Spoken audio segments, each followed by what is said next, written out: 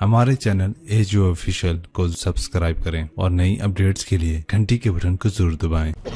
لیکن آج کی مائیں بھی ظالم ہیں۔ بلا 3 سال کے بچے کو اسکول سے ڈالنا اس سے بڑا ظلم بھی کوئی ہے؟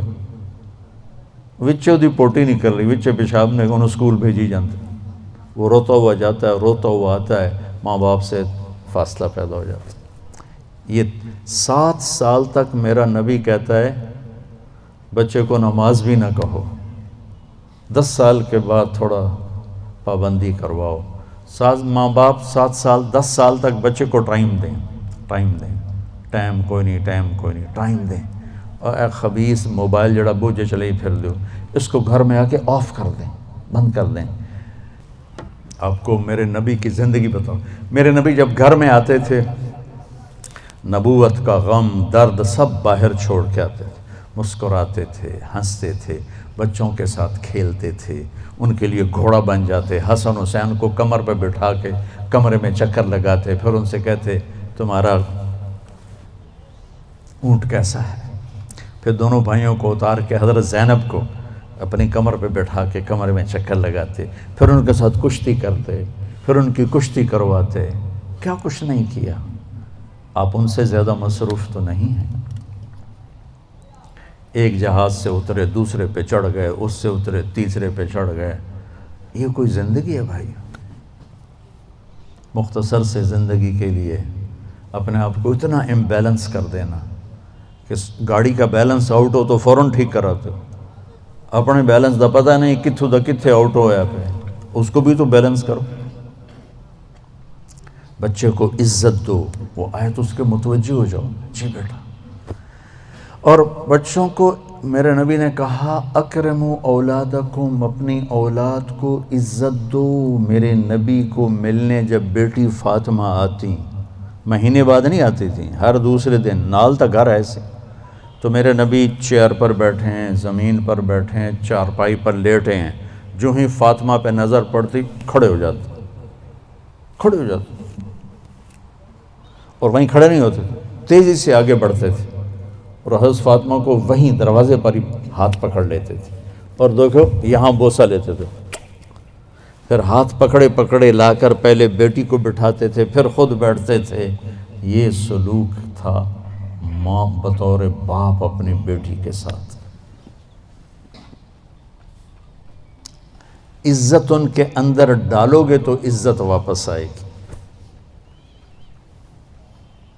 لیکن ہمارے گھروں میں ٹینشنیں ہیں تو ماں بھی ڈانٹ رہی ہے، باپ بھی ڈانٹ رہا ہے، ماں بھی تھپڑ مار رہی، پیو بھی تھپڑ مار رہے ہیں۔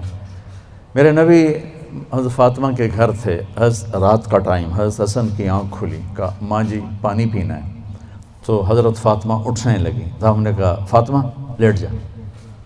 آپ نے گلاس اٹھایا، سامنے گھڑے میں پانی تھا، آپ نے پانی نہیں لیا، اب باہر گئے، حضرت علی کی بیمار بکری کھڑی تھی، دودھ کا قطرہ بھی نہیں تھا، آپ نے ہاتھ لگایا، وہ دودھ سے بھر گئے، پھر آپ نے دودھ نکالا، گلاس بھر دیا، اندر آئے تو حسین بھی جاگ گئے تھے، وہ دوڑ کے آگے آ گئے، تو آپ نے کہا تو پیچھے ہو جا۔ تو بیٹی نے کہا آپ کو حسن سے زیادہ پیار ہے؟ نہیں، میری دونوں آنکھوں کی ٹھنڈک ہے، اس نے پہلے مانگا، اس کو پہلے دوں گا۔ تو آپ نے حسن کو پلایا، حسین کو پلایا، فاطمہ کو پلایا، خود نہیں پیا۔ پھر کہا فاطمہ تو، میں، یہ دونوں، اور یہ جو سویا ہوا ہے، علی سوئے رہے جاگے نہیں، ہم پانچوں قیامت کے دن اکٹھے ہوں گے۔ اس واقعے سے کیا سبق ملتا ہے؟ کہ بچے نے پانی مانگا، میرے نبی نے دودھ دیا، کہ اگر تمہیں اللہ نے ہمت دی ہے تو اپنے بچوں کی جائز خواہشات کو اعلیٰ سے اعلیٰ طریقے پر پورا کرو، عزت کے ساتھ، احترام کے ساتھ۔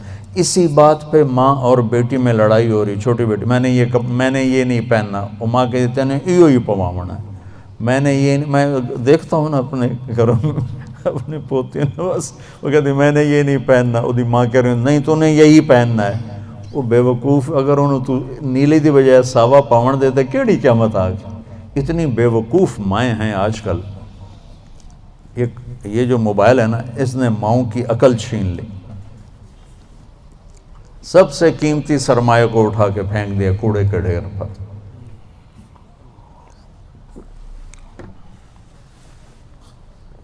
یہ واقعہ ہمیں سبق دیتا ہے کہ اولاد کو اتنا پروٹوکول دو گے تو پھر وہ واپس آئے گا، پھر وہ آپ کو عزت دیں گے۔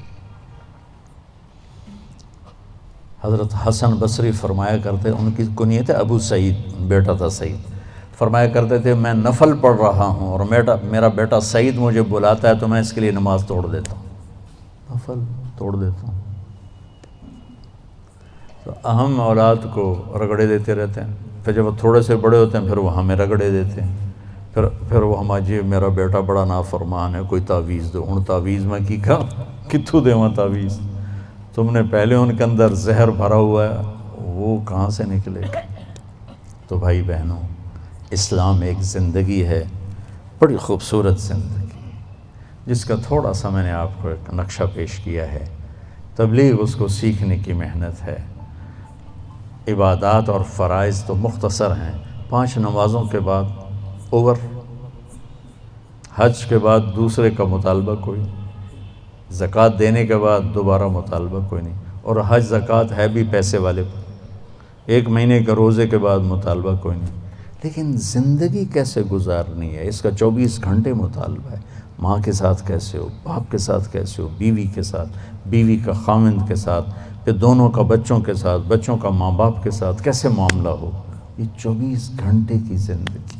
بھائیو، اپنے نبی کی سیرت پڑھا کرو، اپنے نبی کی زندگی پڑھا کرو، اپنا قرآن پڑھا کرو، آپ کو پتہ چلے کہ زندگی کس چیز کا نام ہے۔ اور جب اللہ آپ کو توفیق دے، تبلیغ میں 3 دن بھی لگانا شروع کریں گے تو آپ کو بہت فائدہ ہوگا۔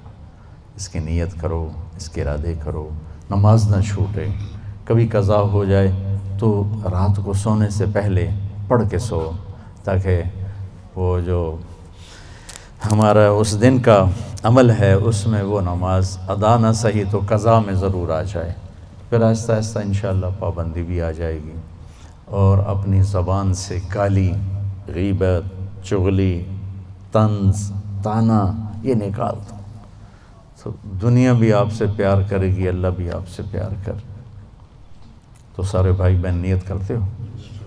اللہم لک الحمد کما انت اہلہ فصلی علی محمد کما انت اہلہ وفعل بنا ما انت اہلہ انک اہل التقوی و اہل المغفرہ ربنا آتنا فی الدنیا حسنہ وفی الآخرۃ حسنۃ وقنا عذاب النار۔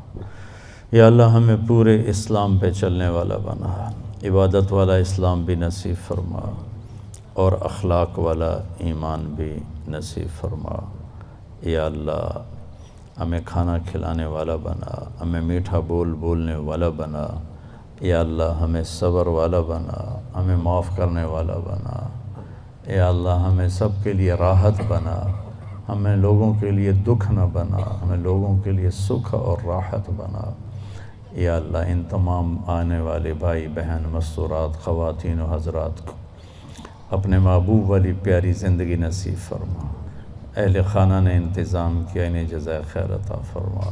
ہمارے جے ڈاٹ کی جماعت کو یا اللہ بہت جزائے خیر عطا فرما۔ یہ تیرے بندوں کو حج کرواتے ہیں اور کوئی اس پر پیسہ معاوضہ کاروباری نیت سے نہیں کرتے، محض خدمت سے کرتے ہیں، ان کے اس جذبے کو قبول فرما۔ سہیل بھائی ہیں، کامران بھائی ہیں، عرفان ہیں، یا ہمارے انصر ہیں اور باقی جتنے ہیں جو اس میں قریش بھائی ہمیشہ کھانے کھلاتے ہیں، یا اللہ ان سب کو انتہائی جزائے خیر عطا فرما۔